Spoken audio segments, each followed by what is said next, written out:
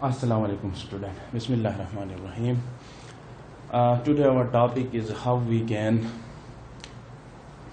complete and balance a chemical equation for a neutralization reaction. सबसे पहले हम जो है वॉट इक्वेशन लिखेंगे न्यूट्रलाइजेशन रिएक्शंस को डिस्क्राइब करने के लिए. वॉट इक्वेशन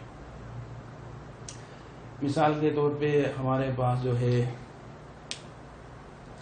चलो मैं बाद में लिख के समझाता हूं. फिर सेकंड स्टेप में इन वॉट इक्वेशन के नीचे इनके केमिकल फार्मूलाज लिखेंगे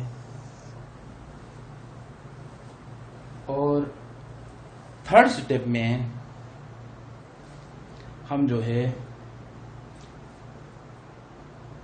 हाइड्रोजन एटम जो कि एसिड से आता है और OH के OH ग्रुप ऑफ बेस के साथ क्या होता है, रिएक्शन करता है और वाटर बनाता है.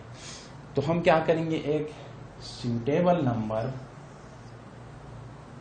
लिखेंगे बिफोर एसिड, एसिड के सामने, और बेस के सामने, to balance hydrogen in acid with OH.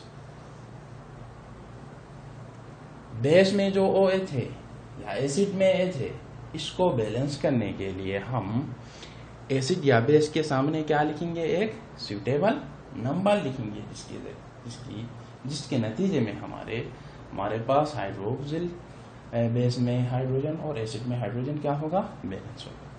Fourth step में हम क्या करेंगे, रिमेनिंग इक्वेशंस को इन्स्पेक्शन मेथड के जरिए हम क्या करेंगे,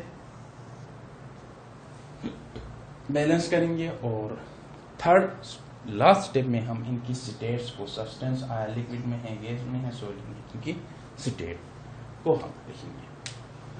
तो मिसाल के तौर पे हम आपको एक करके दिखाते हैं.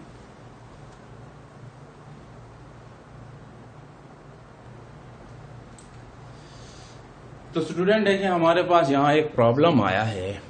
सोडा एस जिसका केमिकल फार्मूला Na2CO3 है, इज यूज टू मेक गिलास बनाने, शीशा बनाने के लिए यूज होता है, जो कि कार्बोनिक एसिड और हाइड्रोक्सिल ग्रुप की रिएक्शन के नतीजे में हमारे पास बनता है.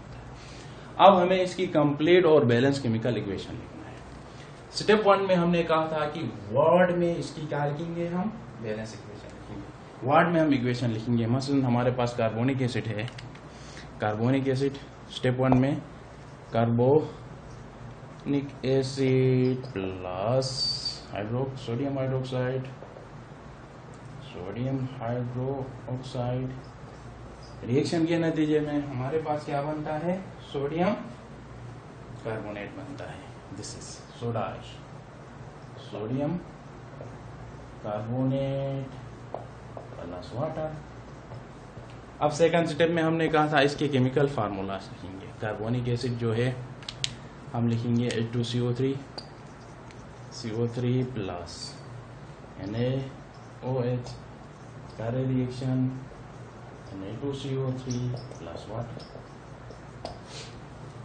अच्छा, हमारे पास जो थर्ड स्टेप था वो हाइड्रोजन बैलेंस करना था. दोनों साइडों में हाइड्रोजन बैलेंस करना था. तो यहां पे देखें, H2CO3 कितने रिप्लेसेबल हाइड्रोजन रखता है, 2 हाइड्रोजन रखता है, 2 रिप्लेसेबल हाइड्रोजन रखता है. 2 neutralise hydrogen atom contain 2 neutralisable hydrogen atom रखता है. और NaOH कंटेन 1 OH क्या रखता है, ये 1 OH रखता है. सो हाइड्रोजन को बैलेंस करने के लिए हम क्या करेंगे, इस साइड पे 2 से मल्टीप्लाई करेंगे. क्या करेंगे, 2 से मल्टीप्लाई करेंगे. इसी तरह हमने दोनों साइडों पे जो है 2 से मल्टीप्लाई किया. इसी तरह फिर हमने जो है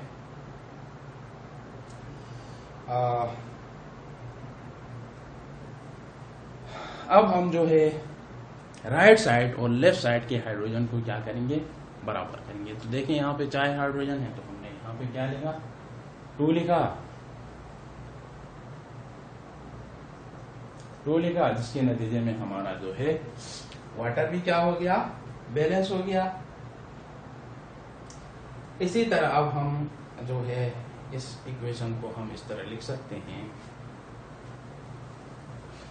H2 बल्कि ठीक है। अब ये बैलेंस है।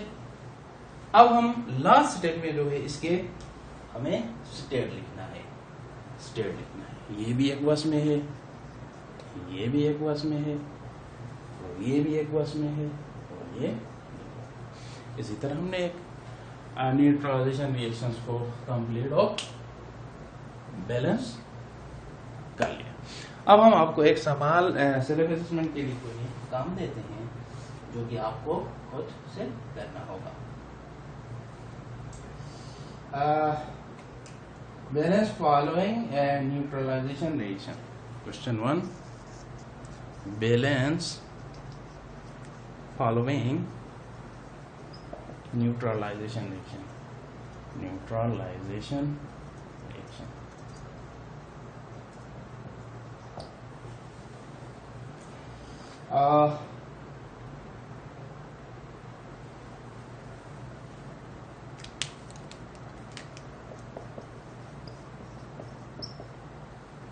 सल्फ्यूरिक एसिड, बेस,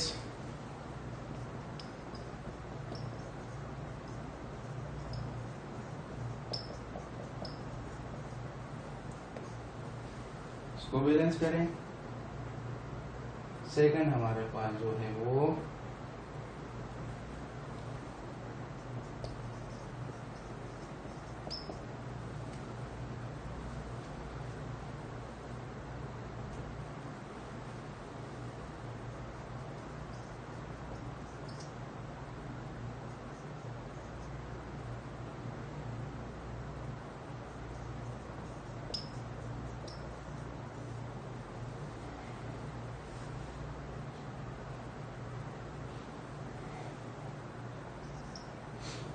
ये आप असाइनमेंट करें। इसी तरह अब हम टाइप्स ऑफ सॉल्ट पढ़ेंगे। टाइप ऑफ सॉल्ट चलो हम नेक्स्ट लेक्चर में पढ़ते हैं। ओके, अल्लाह हाफिज।